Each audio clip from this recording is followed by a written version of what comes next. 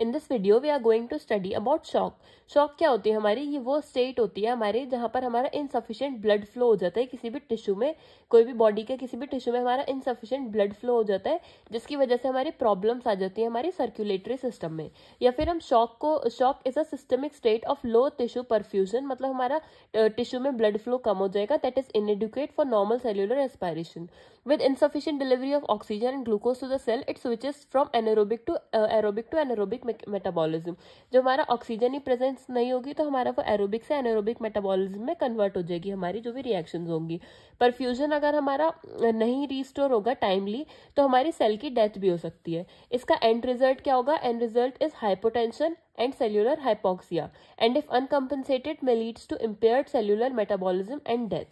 इसकी हम पैथोलॉजी देखें तो सबसे पहले हमारा कार्डियक आउटपुट डिक्रीज हो जाएगा, जिसकी वजह से हमारी सिस्टमिक हाइपोटेंशन हो जाएगी, एक्यूट वेसोडाइलेशन हो जाएगा, इनएडिक्वेट और इम्पेयर्ड टिश्यू परफ्यूजन हो जाएगा, फिर हमारा टिश्यू में हाइपोक्सिया हो जाएगा जिसकी वजह से हमारी रिवर्सिबल सेल इंजरी होगी, फिर हमारी इरिवर्सिबल सेल इंजरी हो जाएगी, हमारा ऑर्गन का फेलियर हो जाएगी और हमारी डेथ भी कॉज हो सकती है।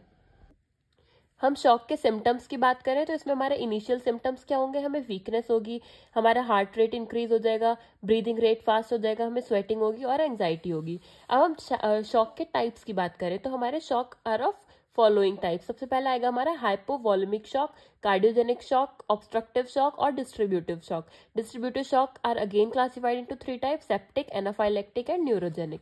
सबसे पहले हम हाइपोवॉल्यूमिक शॉक की बात करें तो इसको हम हेमरेजिक शॉक भी कहते हैं। ये हमारी वो इमरजेंसी कंडीशन हो जाती है जिसमें हमारा सीवियर ब्लड या फिर कोई भी फ्लूइड का लॉस हो जाता है, जो जिसकी वजह से हमारा heart is unable to pump enough blood to the body. This type of shock में cause many organs to stop working. हमारे हाइपोवॉल्यूमिक शॉक के कॉजेज क्या क्या हो सकते हैं? हमारे सीवियर ब्लीडिंग हो सकती है, ब्लड वॉल्यूम डिक्रीज हो सकता है, एक्सेसिव वाटर लॉस हो जाएगा, बर्न हो जाएगा, वॉमिटिंग, डायरिया, ट्रॉमा और सर्जरी हो सकती है हमारे इसके कॉजेज। नेक्स्ट आता है हमारा कार्डियोजेनिक शॉक। ये हमारा कब होता है? जब हमारा हार्ट फेलियर हो जाता है to pump blood to the tissue. इसमें हमारी मायोकार्डियल डैमेज हो जाता है due to low cardiac output, extreme and widespread failure of circulatory system.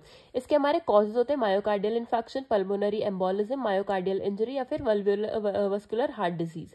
Next आता है हमारा ऑब्स्ट्रक्टिव शॉक। इसमें क्या होता है? हमारा रिडक्शन हो जाता है प्री लोड में due to mechanical obstruction of cardiac filling.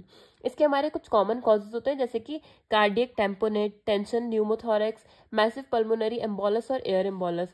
Her case में हमारा जो इसमें हमारा क्या होगा? हमारे लेफ्ट और राइट साइड के हार्ट में हमारी फिलिंग कम हो जाएगी, जिसकी वजह से हमारा प्री लोड कम हो जाएगा और हमारा कार्डियक आउटपुट बहुत ज्यादा फॉल हो जाएगा। नेक्स्ट आता है हमारा डिस्ट्रीब्यूटिव शॉक। इसमें क्या होता है? It describe the pattern of cardiovascular responses characterising a variety of conditions including.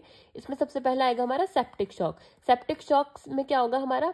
It is related to release of bacterial products. जो हमारे बैक्टीरियल प्रोडक्ट्स होते हैं एंडोटॉक्सिन, वो हमारे रिलीज होंगे और हमारा सेल्यूलर और ह्यूमरल कॉम्पोनेंट इम्यून सिस्टम का एक्टिवेट हो जाएगा। इसके पॉजिटिव एजेंट्स क्या होते हैं? हमारे ग्राम पॉजिटिव सबसे ज्यादा कॉमन होते हैं, कुछ ग्राम नेगेटिव बैक्टीरिया जैसे कि रिकेट्सिया से भी हो सकता है, और ग्राम पॉजिटिव बैक्टीरिया कौन कौन से? हमारे स्टेफाइलोकोकस ऑरियस, स्टेफाइलोकोकस निमोनिया और एंटेरोकोकाई।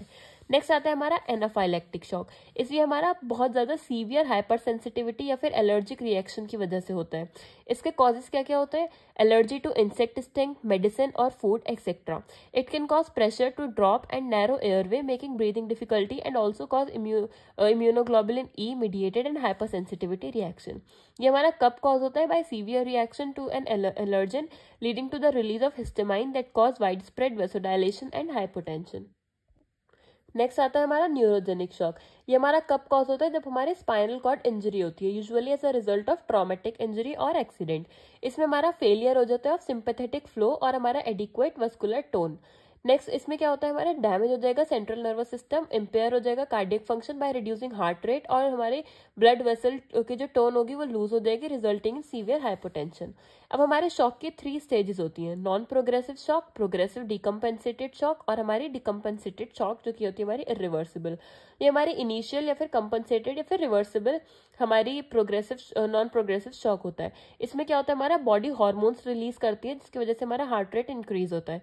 नेक्स्ट आता है हमारा प्रोग्रेसिव डिकम्पेंसेटेड शॉक। इसमें क्या होता है? हमारे सिम्टम्स होते हैं वो बहुत ज्यादा वर्स हो जाता है और हमारा बॉडी का कंपनसेटरी मैकेनिज्म एक्टिवेट हो जाता है। नेक्स्ट आता है हमारा डिकम्पेंसेटेड शॉक। इसमें हमारी body fails to protect itself and organ failure, irreversible cell damage हो जाती है और हमारी डेथ भी हो सकती है इसमें।